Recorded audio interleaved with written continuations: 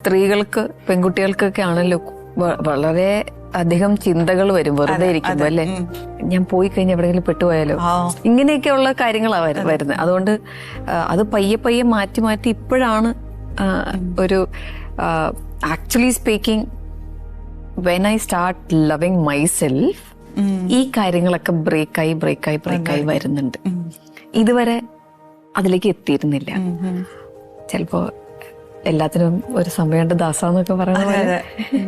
അത് രസമല്ലേ, നമ്മളിങ്ങനെ ഓരോ ഏജിൽ നിന്ന് ഇപ്പൊ ടീനേജ് 20s-ലേക്ക് 30s-ലേക്ക് ഇങ്ങനെ നമ്മൾ ഡ്രൈവ് ചെയ്യുന്ന സമയത്ത് പെർസ്പെക്ടീവ് ഇങ്ങനെ മാറി വരുന്നത്. അതെ, 2 കൊല്ലം മുന്നേ അതല്ലായിരുന്നു.